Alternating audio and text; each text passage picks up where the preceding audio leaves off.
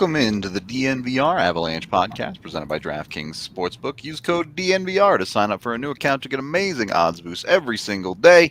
It's finally playoff season, unfinished business season for the Avs. They're taking on the Predators. Not till tomorrow. You get to watch other series today, but that's good for us because that means we get a day to sit here and break down the entire matchup and take a look at, everything between the Avs and the Preds. I am now officially convinced, as a side note, that Yahir does just hate me and just is refusing to play the new intro that features me and Megan. Confirmed. Yeah.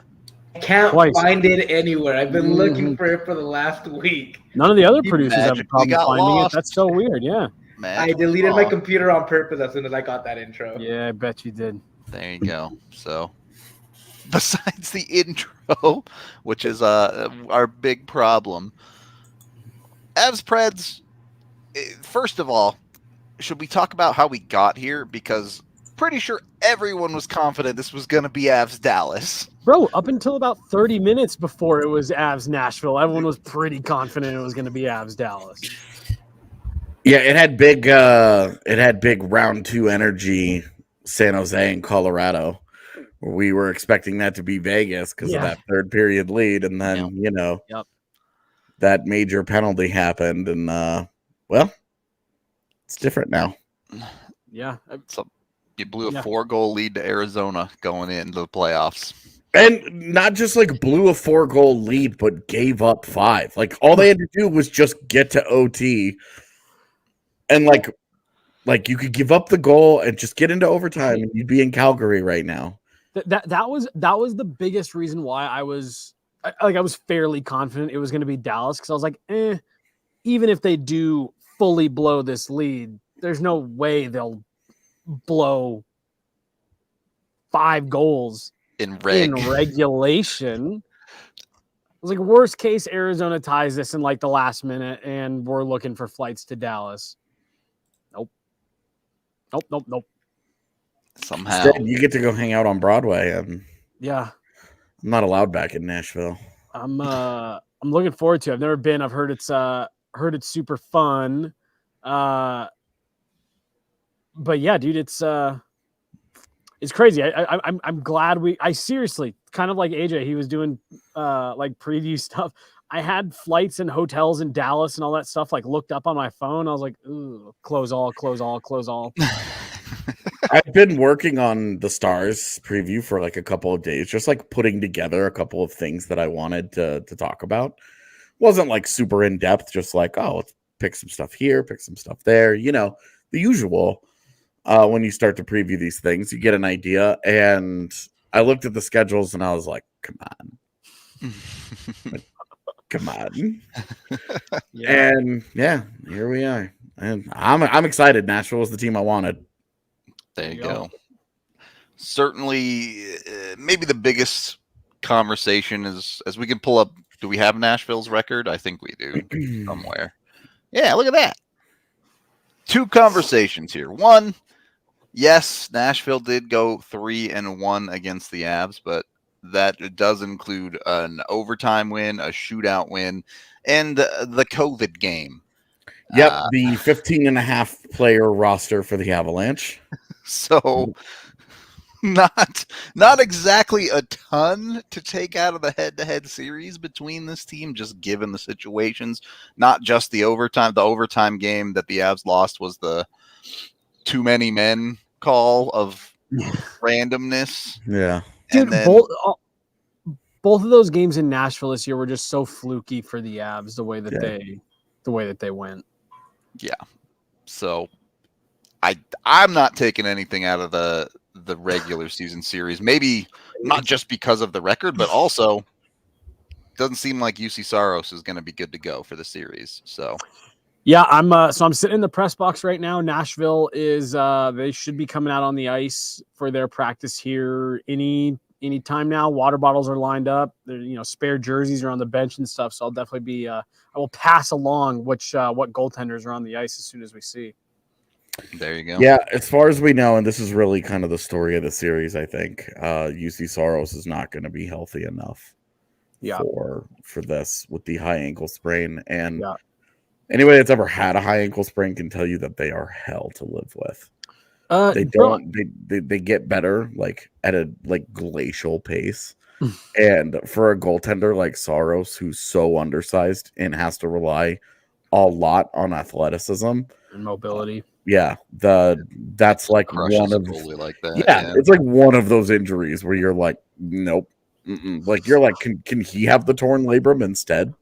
Well, dude, it's so funny because like I remember several years ago, obviously, like the first time you hear the term high ankle sprain, you're like, oh, it's just a sprain, not that bad. But like it's was it Jack Eichel a few years ago missed an entire season with a high ankle sprain?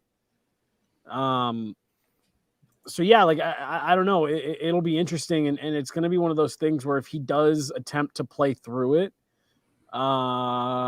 assuming the high ankle sprain is what he's actually got, because I don't know if that's been like confirmed by the team, but I think it's pretty reliable reporting. It's the time of year where nothing gets confirmed. Right. So I don't know. I think that's just such a, if he's going to try to play through it, I mean, you're going to be getting like a 75% UC Saros, and at that point, just go with David Rittich. Yeah. Yeah, well, and keep in mind, like UC Saros is he's the reason that they're here to begin with. Did not finish the season particularly well before the injury. So I know that there were some people that wanted to, well, Darcy Kemper, but the last 3 months of the season, February, March, and April, UC Saros had save percentages of 904, 911, and 902. So he had pretty well run out of gas there at the end. So even if he does play, you're getting a compromised version of a guy who had not been playing very well. All right. Yeah. Two things to mention. First, we dropped 2 new shirts today. Yes. I don't think we have a graphic for the pod, but maybe Yahir can bring up the tweet or something. One, our shirt in conjunction with Breckenridge Brewery. Which I love it so much. Howler on it, looking absolutely amazing. You got to go get that one. And 2, the shirt everyone has been looking for. We got a Naj shirt now. You can go on Twitter and find it there. I highly recommend you go look at the DNVR Avalanche Twitter and find the shirts that are amazing. As always, D-Line has outdone himself with dope shirts. The orders are already in, so they should ship very, very quickly. There we go. Look at that. He's got the graphic and everything. You can see the 2 shirts for the playoff run. They're dope. I don't know what else to say about them.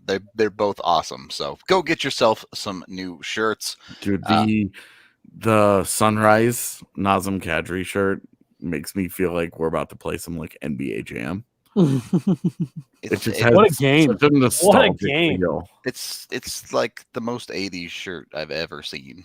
Yeah. It's like Hotline Miami levels of vaporwave. All right. Oh God. Hotline Miami. That's a pull. Let's go. Anyway, also number 2, I did a Twitter poll chat, and Twitter told me I had to shave it before Monday, so I shaved it last night, and now we start the playoff beard. You guys did this, all right? So blame yourselves if you don't like it. You're on your own on that front. On the opposite side of Nashville, you have the Avs record, which is, of course, the second best in the NHL. They set franchise records all over the place. They did not win 59 games. They won 56. Yeah, that's an upside down number. Close enough, though. Good effort. Good effort, production team. Production team absolutely under the gun after they had 24 hours to make 80 of these. Yeah, after the NFL draft finished, and they had 3 full days worth of shows. Brutal, absolutely brutal to be on the production team right now. Just wanted to give them a shout out because they got crushed this last week. It's not been an easy week for them by any stretch. Still, the Avs, the best team in the West, coming in the 1 seed. So, look, they are the heavy favorites in this series. There's no doubt about that. I guess we can get into this conversation of do you think we know the Avs put a lot of pressure on themselves to succeed? Do you think that's a good thing, or can it become a bad thing for them in this series? No, I think it's a great thing because they're going to be they have all the external pressure already. And if they raise the bar internally to the point where they don't worry about whatever anybody says outside, look, the Avs, if the Avs were doing a bracket challenge, all of the Avs players would pick the Avs to win it. Yep. What could anyone that's not in that room or in that organization have to say to them that adds to the pressure that they've already put on themselves with the expectation that they should win the whole thing this year? Yeah, so I think it's good. What AJ just said, they have talked about so much this year. And Jared Bednar has made that point that media, NHL Network, Hockey Night in Canada, no one is going to put more pressure on the Avs than they put on themselves. And I actually asked Darcy Kemper about it this morning. Look, now we're here. Tomorrow, the playoffs start. It's this is when the pressure gets turned up. One, I asked him, how is your mindset? And two, how much do you think that, you guys benefit from the fact that you guys hold yourself to a higher standard than anyone else holds you to? And yeah, AJ nailed it. I mean, that's exactly what he said is, look, when we get into these moments, when it comes time for the big game, you're late in a game, whatever, nobody has higher expectations for us than we have for ourselves. So we don't feel any of that outside pressure. We don't feel any of the outside noise. We are just here playing for the guy that is sitting next to us. And he's the one that I have, my standards for. Not us, not the three of us, not, the folks over at the Denver Post, 104.3 The Fan, no one. They are doing it for the guy that is next to them. And I do think that's a big deal because, I look at a team like Toronto. Do you think they can say that they have more pressure? They put more pressure on them than anyone else puts? They put more pressure on themselves than anyone else puts on them? Nope. They feel the heat to win a first round. And that's part of why what we were talking about yesterday on these series preview videos, which head over to YouTube and check them out. You're already here, probably. Stay on YouTube and check them out. How is Toronto going to handle it when they're up 2-0 in a series and suddenly Tampa wins a game, or they find themselves trailing in a series? Nathan MacKinnon, and I'm actually going to post the full availability that we got today. It was Darcy Kemper and Val Nichushkin, and then McKinnon and Landeskog. Yeah, dude. I bet Val had lots to say. I give him credit because he tried. He tried on multiple questions, but there's a lot of guys who say they don't speak very good English doing availability. Val does not speak very good English, so yeah, he tried. But Nate said something that was actually really interesting to me. He was talking about obviously the series starting tomorrow and wanting to get off to a good start. And he goes, look, we want to win. We want to get off to a good start. But if we don't win tomorrow, no worries. We have to win 4. We're not going to let ourselves get buried by the moment.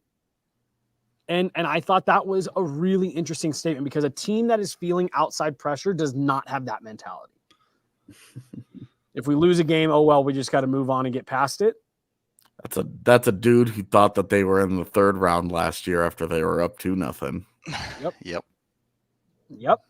And by the way, Darcy Kemper also said, someone asked him about your play dipped along with the rest of the team for the last couple of weeks. And he goes, yeah, truthfully, we were probably looking ahead to playoffs a little bit more than we should have. And it's just I'm constantly impressed by the mental maturity of this team and just their overall mindset and outlook towards a lot of this stuff, where it's just so different than what I think it would have been in the past. And AJ, you're right. Like, they got up 2-0 on Vegas, and they were like, "Cool, we're out of this one. On to who? I wonder who we're going to get in the conference finals." Or semifinals last year, I guess it technically was.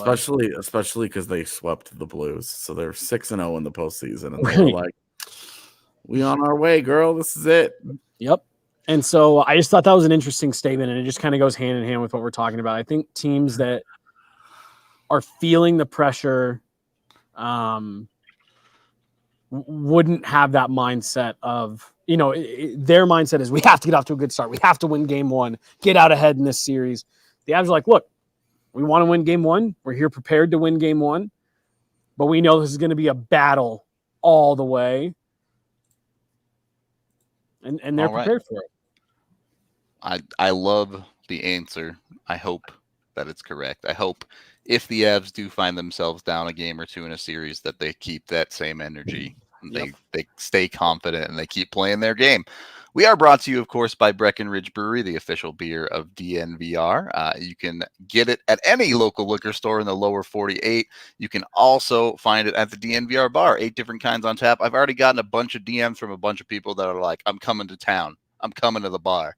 So if you're coming to the bar for a playoff game, you might want to get there a little bit early if you want a seat. It could be standing room only. Just giving you a warning right now. Of course, Breckenridge Brewery also helped sponsor us for that Howler shirts that you saw earlier on the show. They're collabing with us on that. They got some other stuff we got in the works too that you're going to want to check out. But yeah, that one on the left there, the Colorado playoff shirt, Breckenridge Brewery collabing with us on that. So give them some props. Shout out for the shirt. They're amazing. Highly recommend you get some Breck Brews and the shirt. And then you go over to DraftKings Sportsbook, use code DNVR, and we sign up for a new account. You can still bet $5 on any basketball playoff game and get given $150. Jump on that train to get $150 to go bet on the Avs to win the cup or lose the cup if we have those like 5 dudes that love to be in our chat to just shit talk the Avs. If that's you, you can bet against the Avs, I guess. Either way, you can still use the DNVR code. Great odds. Yeah, you would get really good odds. That is true. I think the Avs are like minus 500 in this round 1 series. So pretty ridiculous. Head on over to DraftKings. Use the DNVR code. Must be 21 or older. Colorado only. Other terms, restrictions, and conditions apply. See DraftKings.com/sportsbook for details. Of course, if you have a gambling problem, call 1-800-522-4700. There you go. Megan is betting against the Avs. Confirmed.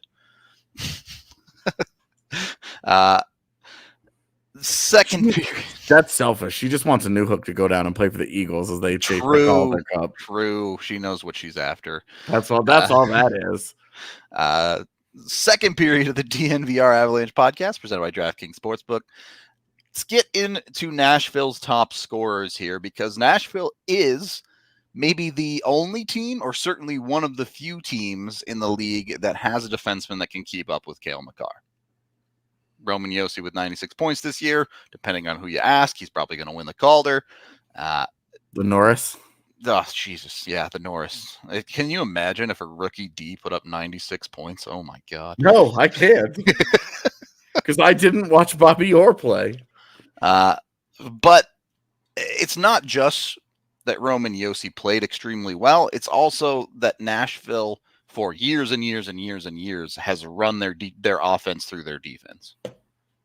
So Roman Josi, obviously a key component there. The question is, and this is, I think, going to be the question for many of Nashville's top scorers, can they keep up what they're doing in the playoffs? Yeah. Well, I think you ask that question based on just percentages. Correct. Because if you go and you look at those top scorers, almost all those guys had career years in terms of shooting percentages, and not by a little bit.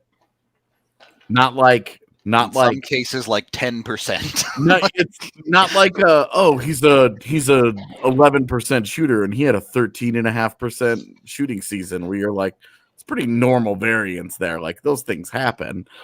No, we're talking about a slew of dudes here who had 19-20% shooting percentage seasons. We are scoring on every 5th shot. Imagine if Nathan McKinnon scored every 5th shot. You'd be pressing 70 goal scorers. Yeah. Yeah. Yeah, well, so I mean, the Preds are on the ice. Yep, we can. Yeah, sorry, I can mute my mic when I'm not talking. No, it's great background. Okay, good. Yeah, they're starting to trickle out here. But we've talked a lot about, and we've referenced the 13 excuse me, the 13-14 Avs a lot, partially because it's close to home and everyone's familiar with it, right? It was a really lucky season. Right. And obviously that's not, unanimous when it comes to guys having career years and high shooting percentages. They always, revert back. But again, I'm gonna refer to the movie Moneyball, not necessarily the entire situation, because when they get eliminated near the end of the movie, the like dialogue that plays over top, it's supposed to be a sports talk, radio or whatever. They're talking about how, averages and percentages and all that stuff hold up over a season. But like when you drill down into these moments, are these players actually that good? And you sit there and you look at some of these guys, and Minnesota's some of the same, but we're not, not talking about them. But like with Nashville, I don't remember what you had said Ryan Johansson was shooting at this year relative to like his career. I believe his career was like 11-9, and he's right, shooting and he's 22. over 20. Yeah, it's like insane. So it's like that's great. That's awesome. Good for you. Coming into this season, 10.8%, and he shot 22 this year. Raised his shooting percentage on his career by a whole percentage point. Yeah. Basically double of what his entire career says he is as a shooter. He doubled it this year. So it's like, that's awesome. You had a lot of things go right for you. Is it possible that things keep going right for you and pucks keep bouncing your way in the playoffs? Sure. Yeah, that's possible. It's also possible that I could jump off of this, press box and land on my feet and walk out of here. It's not likely, but it's possible. Please don't do that. Yeah, don't try that one. To prove a point, I'm going to go ahead and do it, and we'll see what happens. I said this in our roundtable, which I don't know if it's posted yet or if it went up or what. P.S. Get a DNVR Avalanche membership. Get an annual membership to go see all of our written content, which we have a ridiculous amount of. I said the same thing. My biggest fear for the Avs against Nashville in this series is that Nashville's the team of destiny. That just every puck bounces their way like it has been for a lot of the season. And if it does, you tip your cap and you say, it's just that team's year. That's the only thing that scares me with Nashville, is that they're luckier. Everything else, I think the Avs can handle it. Yeah, no, I honestly agree. All right, so we've got two goalies out here now, and neither of them are UC Saros. Guys are still trickling out, but as of right now, no UC Saros on the ice. Yeah, no, I mean that's exactly it, right? Like, again, go back to that 13-14 Avs. The pull the goalie magic kept working for the first couple games, and things just kind of kept going right. It is really tough though to build a game plan around things continuing to go right. And I think you're right, Rudo, that when you drill down to it, all things are equal. Saying all things are equal, each team gets the same amount of bounces, things go your way in this game, whatever. I just don't know, without a lot of things breaking their way, if Nashville can hang with the Avs long enough. I really do. AJ, you and I have talked about this a few times. This series feels so similar to the 2017 series between these two teams, just with the roles almost identically reversed. And even down to your 8th seed playing their backup goaltender. Like, right. It's some really weird parallels. And I have a feeling that this series is going to go very similar to how that one did, but again, in reverse, where the Avs hung in there. They played a really strong, good series, and they hung tough, and they forced Nashville to put everything out there. But in the end, that Avs team just couldn't stack up. And yeah. They had a huge effort in Game 5 to push it to Game 6. Otherwise, everyone kind of thought that one was done in 5. That's how I see this series. I think Nashville has the ability to push it to 6 if they get things to go their way and they get the right bounces and they work their asses off. I just think the Avs are too good for this Nashville team to skate with them legitimately for 7 games. as we can bring up the Avs top scorers, just for reference, for as well as Nashville shot, they had 5 20-plus goal scorers this season. Granted, 2 of them hit 40, but the Avs have 7 20-plus goal scorers this year. Obviously, everyone on the top scorers list is a 20-goal scorer for the Avs, with Mikko and McKinnon being 30. And then you also have Landeskog on that list, scored 30 in 51 games, by the way. If you're talking about someone who was hot this year, Landy shot 20% when he was healthy. And then you also have Val Nichushkin at 25 goals. So the Avs, no shortage of production on their side. Again, you guys kind of already talked about this. What the Avs are doing, I think, feels a little bit more sustainable in the playoffs. Yeah. Yeah. And it's not so reliant. It's not like, oh my, we have to get our top guys, because if you're looking at Nashville, it has to come from their top guys, because their depth has such a drastic fall off as you go down that lineup. You go down Colorado's lineup, you just put up, you just mentioned they had 7 guys that scored 20 goals this year. Well, JT Compher had 18. Arturi Lehkonen had 19. Now, only I think 6 of those were in Colorado, but you're talking about they got production down their lineup, and then depth guys like Alex Newhook has 13 goals. Nicholas Aube-Kubel gave them 11 goals and may not even be in the lineup. Like you have depth guys down your lineup, 30-point seasons. Not only that, but you have a defense that Roman Josi scored 96 points. Rudo, do you have the Preds roster pulled up? Yes, I do. Did the rest of Nashville's defense score 96 points combined? I think so. Ekholm had 31. So they went from 96 to 31? Yeah, it's a big drop for their second production guy. It would be close if you really counted every defensive point, because like I don't have their hockey ref, I just have their roster. I can bring up their hockey ref and see. Okay, I mean, guys they sent down. The point is that there's a huge gap there. Yeah, there's like Roman Josi had an unbelievable season and he's great, but there's a huge gap in their defensive scoring, and that's not the case at Call. I mean, it kind of is, because Cale Makar at 86 points, Devon Taves is next at 57, but a 57-point season from a defenseman is nothing to sneeze at. I'll say 57 is also a long way from 31 in terms of like disparity. It's also 57 in 66 games. So I looked it up now. The rest of Nashville's defense scored 95 points. There you go.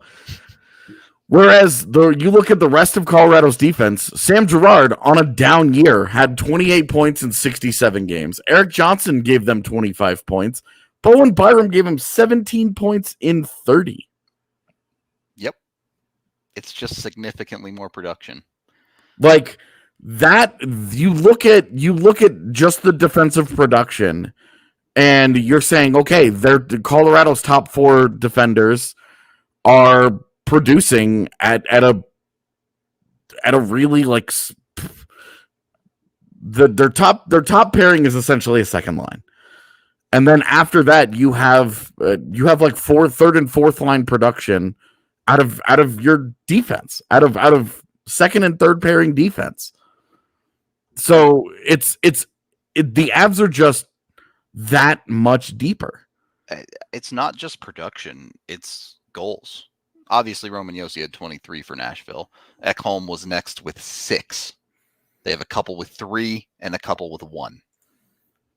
Their defense just doesn't score a lot of goals. This is a lot of points from their defense that are passing it to dudes that are shooting 20% this year. Yeah, and that's how you get a Tanner Jeannot, like, who's this guy, breakout season.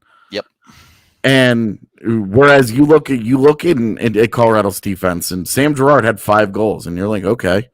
Bowen Byram in 30 games had 5 goals, and we constantly saw him pushing play to the point where you look at Bowen Byram 17 points in 30 games and think, that might actually feel a little bit low for how well he played at times. Yep. EJ with 8, Devontae's with 13 goals. Look, and I know that's not why he's here, but Josh Manson had 7 points in 22 games. He had 9 points all season in Anaheim. Yeah, like you said, it's not why he's here, but Nathan McKinnon, he was talking about the depth today and specifically singled out Josh Manson in terms of the defensive depth. And he goes, obviously we've got, Cale and Taser, but like he mentioned Josh Manson he's had a couple games where he struggled, but he's been really good. And to your point, AJ, he was not brought in to contribute offensively, but has contributed plenty offensively for what it is that you're looking for out of him. And again, like we keep going back to guys come in here and they just get better. There is something about this system that the Avs run that really does just bring out the best in a lot of these guys that we're seeing come in here over the last couple of years. And Josh Manson, I think, is another great example where I think he's been very good in his own end. And like you said, dude's got 7 points since he showed up here. That was not what you were expecting to get out of him that's not why you went out and got him. Yeah, and like if he has 7 points in the playoff run, you're ecstatic. Right. You're like, oh my God. But it just shows you like there's a legitimate depth to what they do, but it's also not all offense. This is not an all gas, no brakes kind of team. Yep. The Avalanche play a more, it's surprisingly controlled. Yeah, and a more versatile style than they get credit for. A lot of people have pointed to Nashville's penchant for physicality as the reason that they're going to be able to hang with the Avalanche. Oh, they're going to hit them. Okay, did you not watch Colorado this year? Because this is a Colorado team that's fine with that. They'll hit you back. It's also just not accurate. I looked this up because I knew this was going to come up. Avalanche average size for the team this year, 6'1", 199. Nashville's average size this year, 6'1", 198.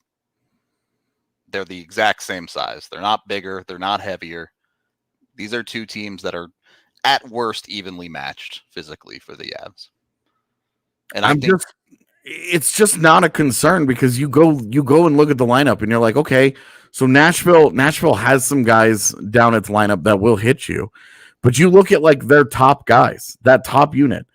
Philip Forsberg, Matt Duchene, and Mikael Granlund.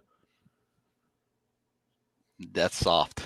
Against Nichushkin, McKinnon, and Mikko Rantanen? Girl, please. Yep. Like, are you kidding me with that? Those are your tip-top guys? And like you go down Colorado's defense and they aren't like prodigious, like they aren't going to throw up huge hits numbers on defense. But like Cale Makar, how many C4 depth charges has he dropped on a dude this year? That just unsuspecting is like, oh, it's Cale Makar, and then he knocks that dude into next week, and that guy's like, that was not a great decision in my life. Like Cale Makar, Eric Johnson, Bowen Byram, all of those, and obviously Josh Manson, all of those guys will hit you. Yep. Devon Taves and Sam Girard are not gonna. They're not like Taves will engage physically, but he's not a guy that like blows anybody up. And like Girard will only hit fellow small stars. He knows his bag. He sees a little fellow coming along and he gets uppity about it, and he likes to blow those guys up. But anybody else, like Sammy G, knows better. He's not doing any of that. Hey, look, Eli Tolvanen coming down the wing. Oh, dude, got him. Eli Tolvanen's got to keep his head on a swivel because Sam Girard coming. Sam Girard's going to pick him out of that lineup and be like, oh, you're my height? This is happening. Oh, shit. I totally lost my train of thought because you're so right about Sam Girard. Did you even mention Gabe Landeskog in that in terms of like the physicality? No, I didn't go through the whole forward core, but the entire forward core, like the whole point of like the Jost Sturm thing was that you got a much more physical player that fits a lot more naturally in your bottom six. And he's been great at that. You look at Nico Sturm since he got here. He's been great at what they've asked him to do. You look at Nicholas Abe-Kubel. You look at Logan O'Connor. You look at Andrew Cogliano. All of those guys will get physical with you. JT Compher, Alex Newhook, but Gabe Landeskog, Nazem Kadri, and Arturi Lehkonen. Nathan McKinnon. Yeah, and I mentioned the top line, so add that to the top yeah. line. All of the guys, like Nichushkin's not a blow you up with big hits, but you can't watch him play and say that he doesn't play with physicality. Well, that's to me, that's kind of like Compher, more so with Nichushkin. But like Compher is one of those guys where, like you said, yeah, he's not going to go, dropping guys, but he's not afraid to go to the front of the net. He's not afraid to get into board battles. Like, yeah. I do just think it is so overblown that, oh, you got to play them physical. I've said it a bunch of times. This team reminds me of Tampa from 2 years ago. They will let you set the pace. They will let you dictate the style, and then they'll beat you at that.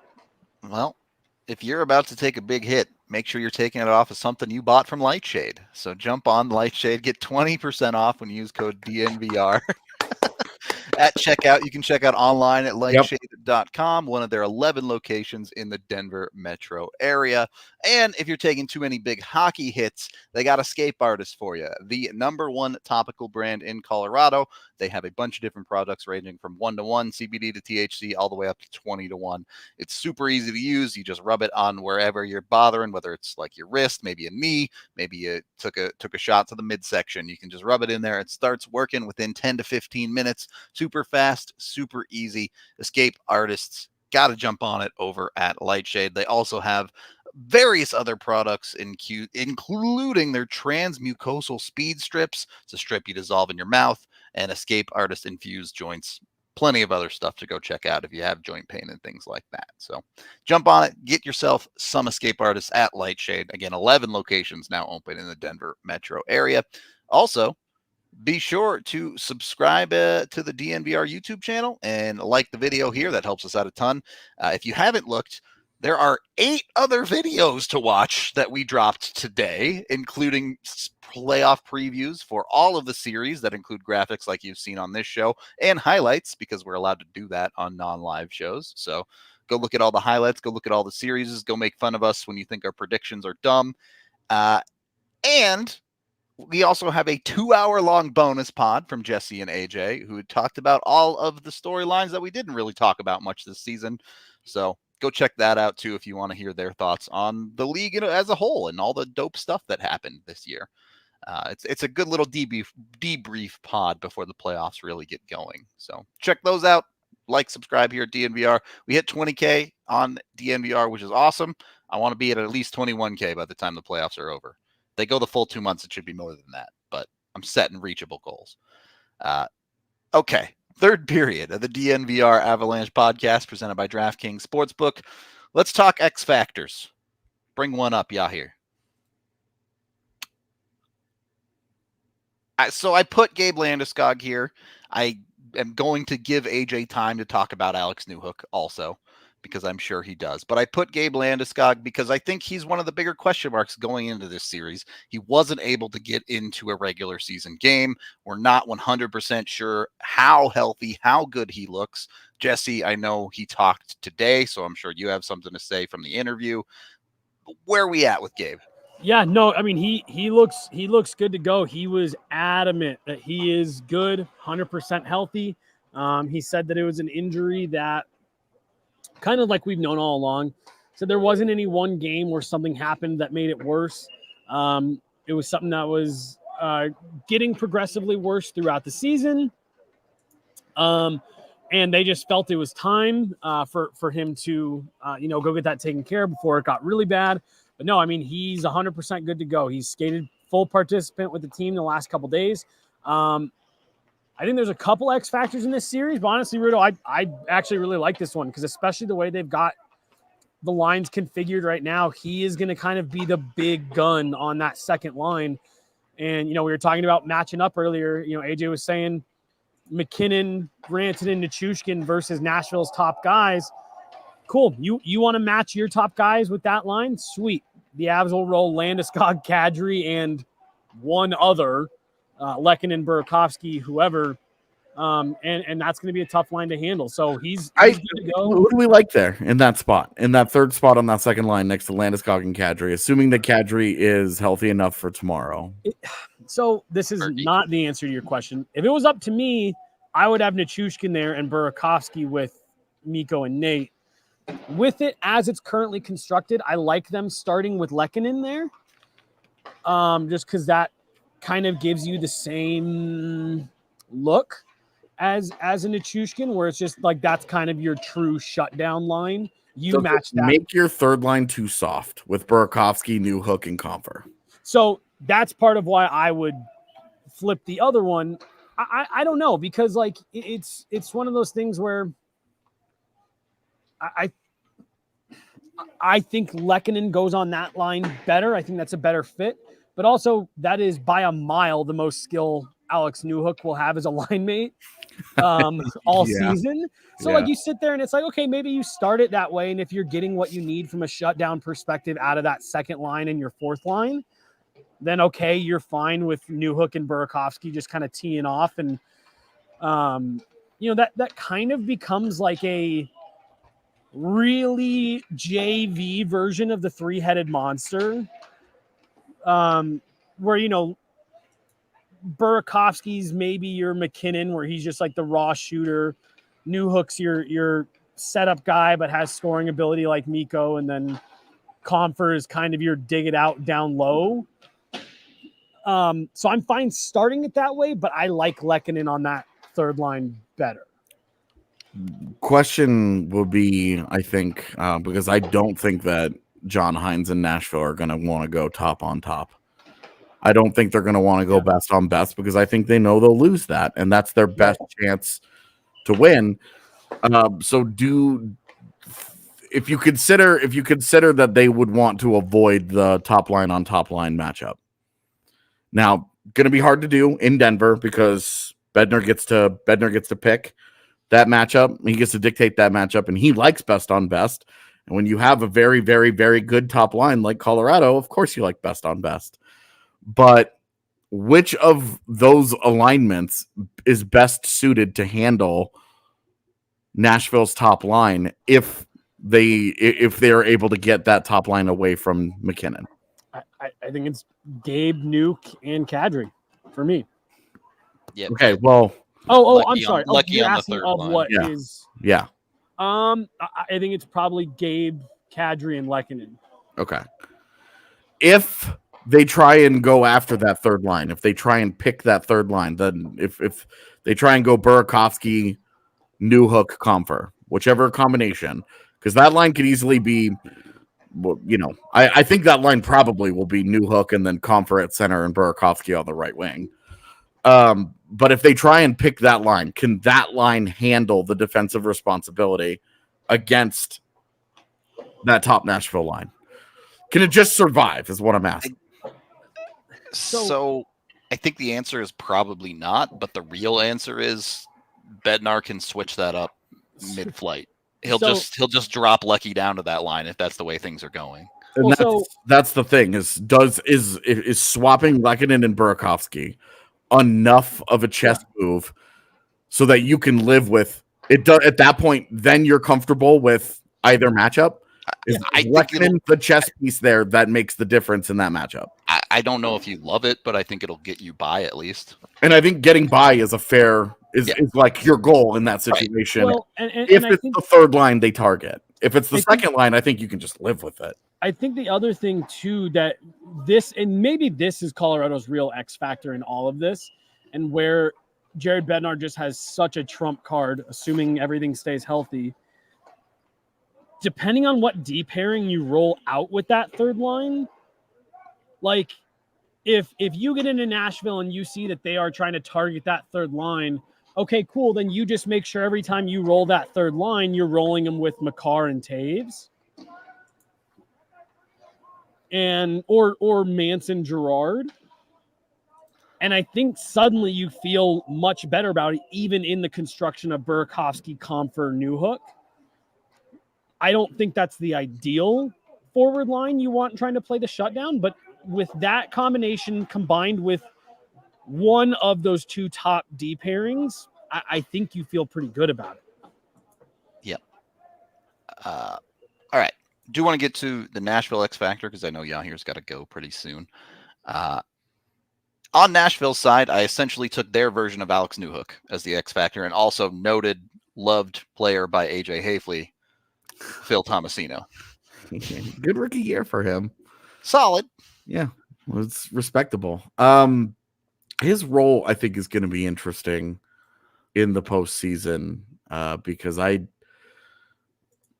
don't know what their alignment is going to be lines wise beyond that top line, and I think their fourth line is pretty set with McCarron and Luff and Tolvanen. But I don't know if Tomasino is going to be next to Johansson and Cunnin, or if he's going to be down with Colton Sissons and Tanner Jeannot. Because if they go Jeannot with Sissons and Tomasino, Tomasino's a real misfit there. But if he's next to Johansson and Cunnin, he's kind of the offensive spark. With his speed and transition ability, he really opens it up for two more deliberate players in Johansson and Cunnin. And so I think he's a good X factor because he's got the kind of speed that matches up really nicely against Colorado, and he could kind of be the lesser, a poor man's version of Chandler Stevenson, what Chandler Stevenson does in Vegas, not in the middle of the ice where Stevenson has been a little miscast. I say miscast, but he's been so successful that maybe this was his job all along that they should have had him at. But I think Tomasino can have that kind of an impact, kind of a Chandler Stevenson-esque impact on their forward core with game-breaking speed and sort of the offensive flair that he possesses in a lineup that just honestly lacks that kind of game-breaking ability, lacks the ability to put a puck in the net just on a big rush. You don't expect that from guys like Colton Sissons and Yakov Trenin. He's part of the reason I picked him as an X factor is exactly that. Is we've talked about it. Nashville's depth doesn't look like it should be able to hold up against Colorado's. If you get a big series out of someone like a Tomasino, that can help push the depth in the right direction for Nashville. Yeah. On the flip side, as chat is already throwing out who they think should be the X factors, there's like 6 dudes you could pick on the Avs that are the X factor in this series. Yeah. I mean, Colorado's defense is so deep right now. Jesse, at practice, have they been doing that? Have they actually been playing in pairs, or have they been doing that?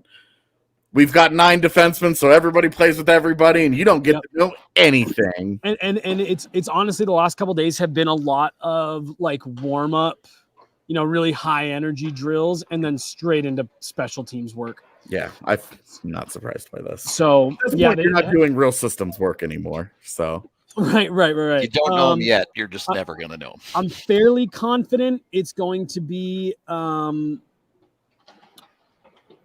Makar.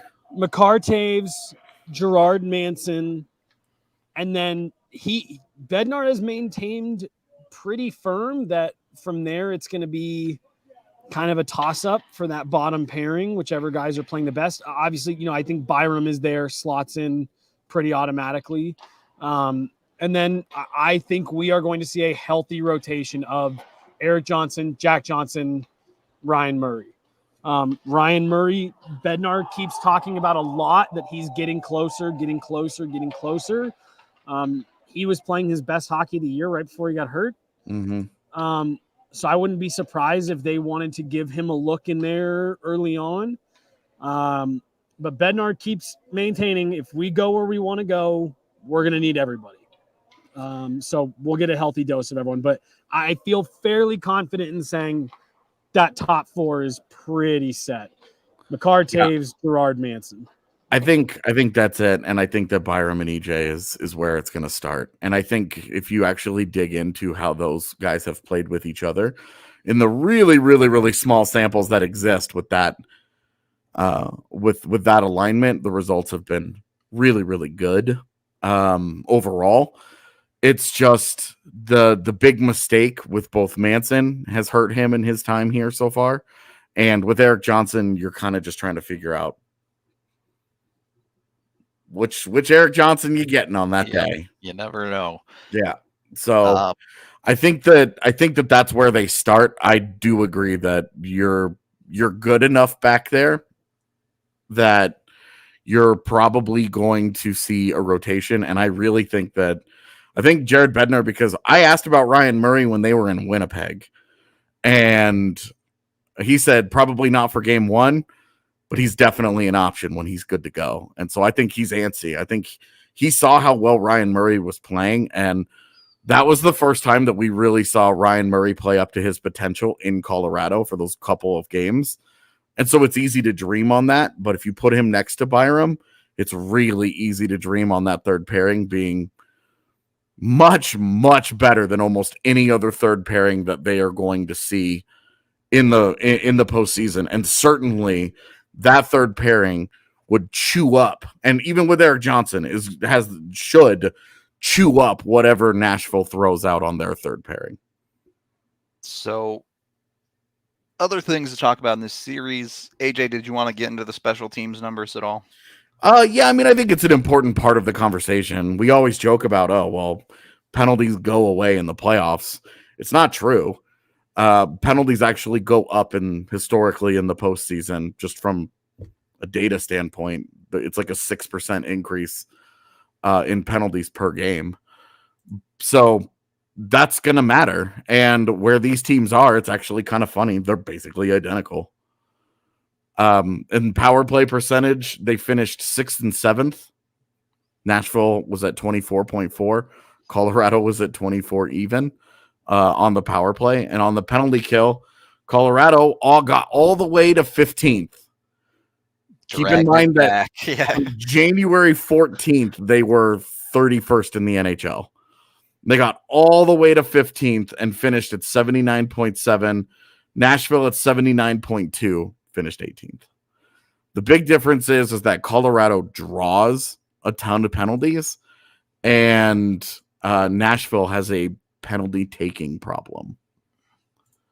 Yep. They led the NHL in penalties by a mile.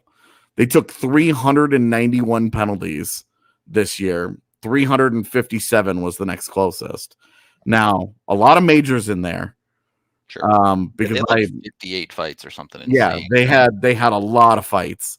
So when you filter it out and only get into minor penalties only, still at the top of the NHL, but tied with Boston.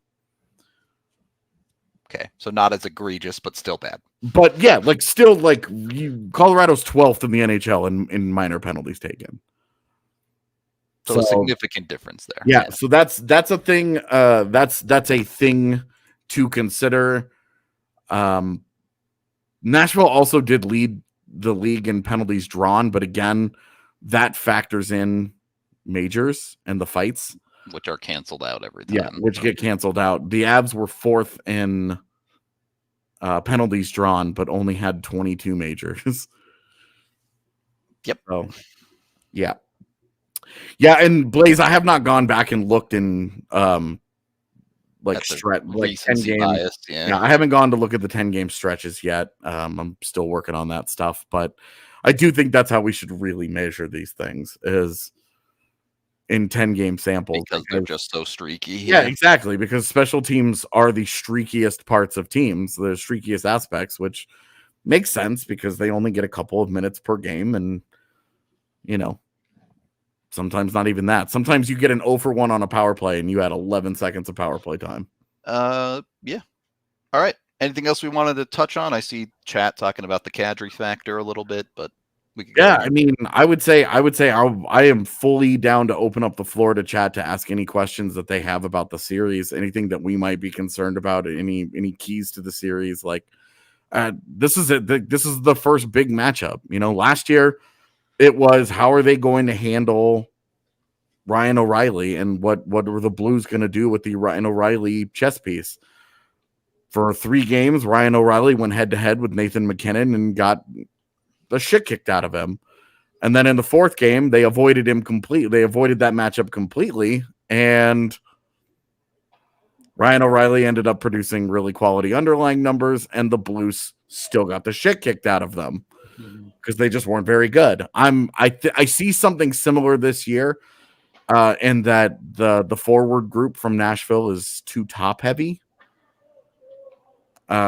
that Colorado's top guys should be able to at least cancel out Nashville's top guys.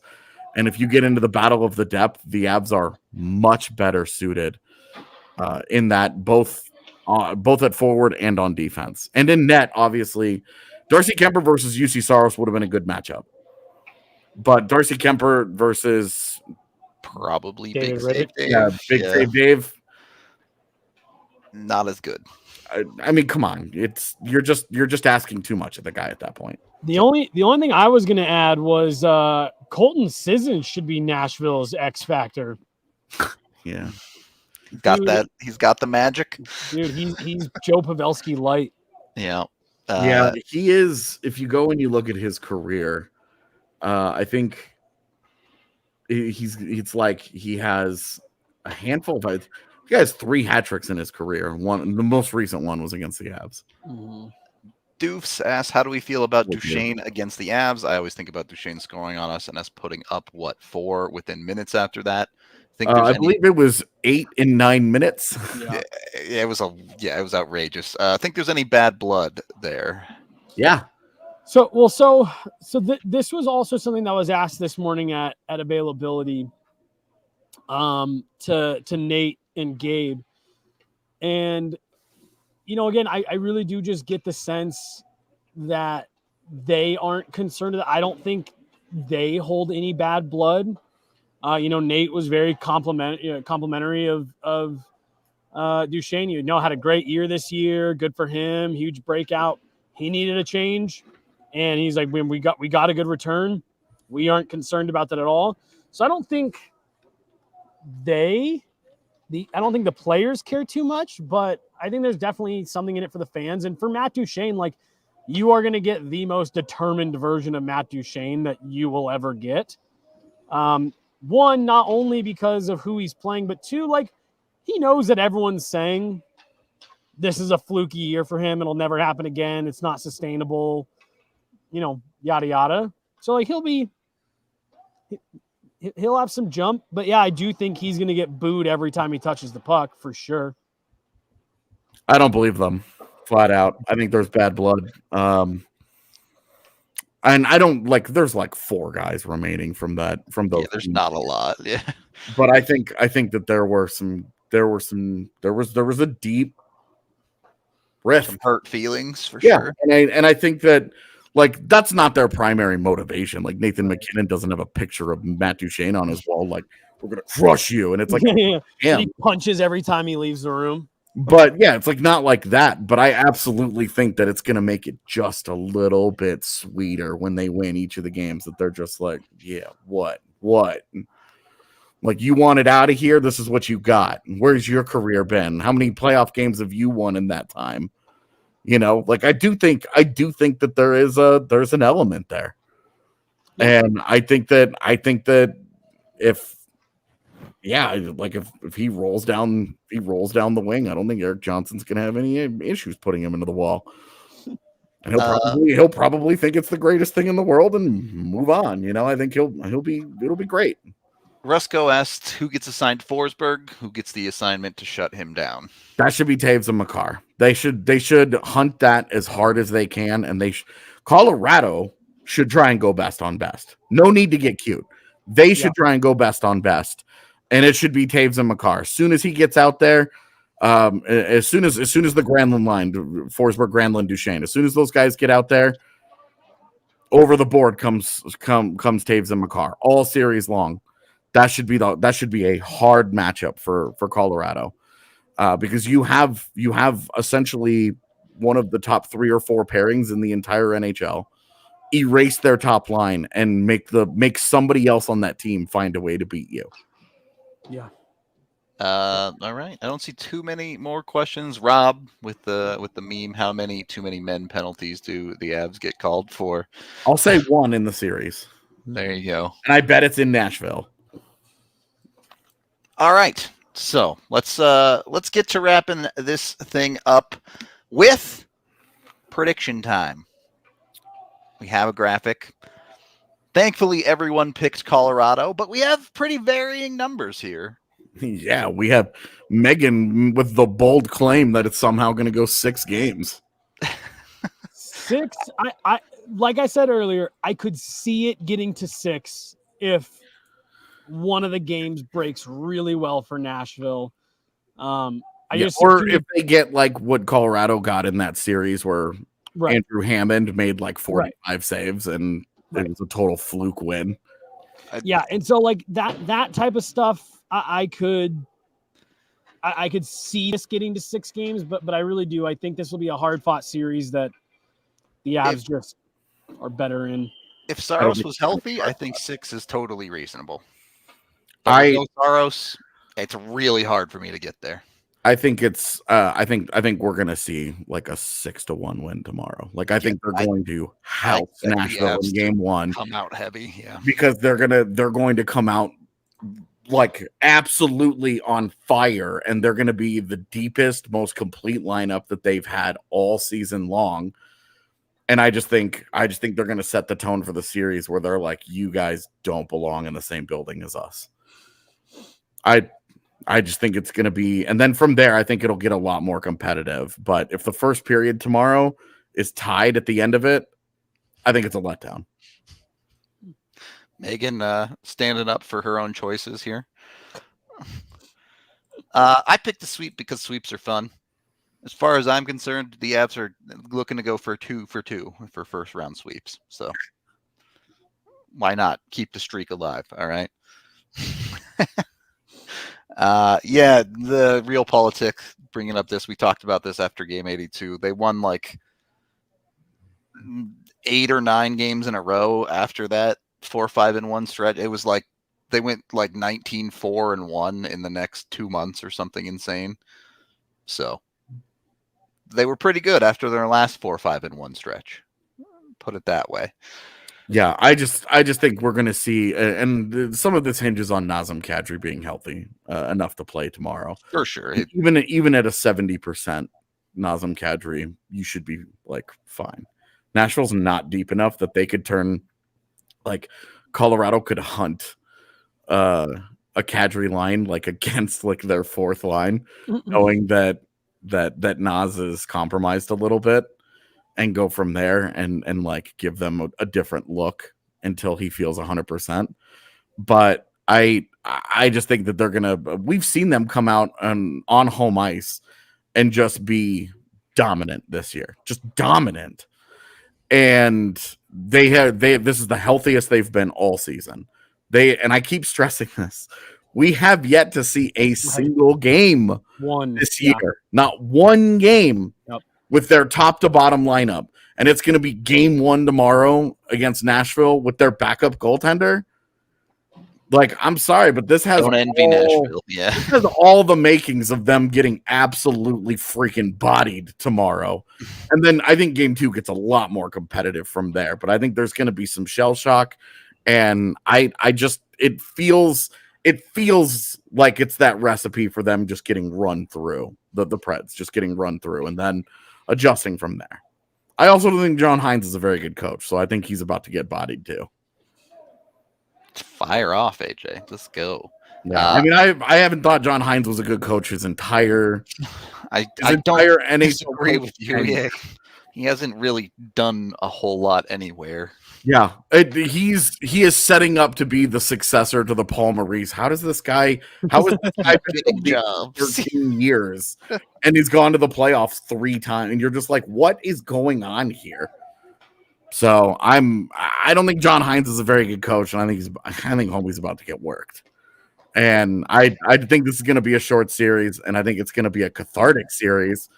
Because you get to like these teams have met in the postseason once. Yep. So, you want to get back. And I'm probably reading way too much into this. But like, I'm just sitting here watching this practice. And, we were talking earlier about like the standards that the Avs have set for themselves. Nashville didn't practice yesterday, so this is their first playoff practice. And it's interesting to me. There are a lot of guys who are going through drills standing upright. They just from the background sound of it, they sound like they're kind of dicking around. Yeah. I mean, like it's all just like really, really not even like loose, but just like very casual. And this is just not at all how the Avs practices looked the last 2 days. I mean, it was intense, crisp passes, skating at full speed, taking hard shots. And I mean, like, it's just very different. And so this is just kind of more to your point where it'll be curious to see how both these teams come prepared tomorrow. Uh-oh. We made it, guys. We're big time. We got the porn bots. Man, I do also think though that it will speak to, like, Nashville has no expectations. Like, you have like statistical models from The Athletic, like, oh, they have an 8% chance to win the series. Like, nobody is picking them outside of Nashville. Nobody believes in them. They have all the reason in the world to be loose about this, right? They have no pressure. They get to go out and just play hockey, and whatever will be, will be. So they get to kind of act that way. They get to just goof around and have a good old time because nobody thinks they're going to go anywhere. And I think that they're right. They're not going to go anywhere. Not playoff related, but Drew did bring it up. The Avs did sign Lil Z today to bring their grand total of professional defensive prospects up to 1. Come on, Nate Corman makes it 2. Oh, come on. You can't count him as a prospect. AJ, I'm counting him. AJ, is this the kid that they took at the draft in Dallas? I don't remember. Let me see. Who was that kid? It was a little Russian defensive kid, and we couldn't pronounce his last name. Then it's probably him because I just don't remember. There was the forward that was Shreerev. Oh, yeah. Is that what it was? If you're talking about names I can't pronounce. This was the Dallas draft. Yeah, he was 2018. It was Danila Zharavalov. Because I remember you and I were the ones that were like doing those post-game pods back at the Airbnb. We're like, we're not even going to try to say this kid's name. We're just going to call him Little Z. Yep. So, all right. That was what I thought. Yep. Cool. Good for him. Yeah. So Little Z and Nate Klerman, and we'll see how it goes with Little Z. His career has been it's been weird. It's been all over the place in Russia. He's okay. And then he had a really good year, and you're like, oh, he might be a stud. And then it was like, he's okay. Like, we'll see. He doesn't have great size, and he doesn't have like an overwhelming skill. We'll see how this goes. This is probably Eagles, though. I would think certainly Eagles, which the fact that he signed it all, I think, is a win. You get to just give it a try on North American ice. Yeah, definitely. Go from there. Yep, I agree, and we'll see. But this means that they also they're down to 2 prospects on defense that are not in pro hockey. One of them's really good, though. Yeah, and Sean Behrens is a stud, and we're all excited for that. And we have an exclusive piece that Megan is working on that will be out at some point this week. And then, like, 3 months, Nick Lieberman probably won't be part of the organization. I think I looked in. I think his rights are going to extend the extra year. Oh, is he going to take the super senior year? Is that okay? And I think because of that, they'll keep his rights for that. But I have not 100%. Yeah. Based on my reading of things in similar situations, that's what I believe. But we'll see in August. Messing everything up. Yeah. Yeah. So we'll see there, but it was cool, and it's just too hard right now to make much of what this means. I'm much more excited that Oscar Olsson lost in the middle of our podcast last night, which we talked about on the show. Go join the Eagles. And him joining the Eagles, and then everybody acted like it was big news today when he got assigned to the Eagles, and I was just like, yeah. Okay. Any final thoughts? Any other things you guys wanted to add to the playoff series? I'm very cold. Yeah, go warm up, and then we'll see. Jesse, go get warm. I'm going to be watching Toronto Tampa tonight. I don't know what everyone else is going to watch. But that's priority. Yeah. Yeah.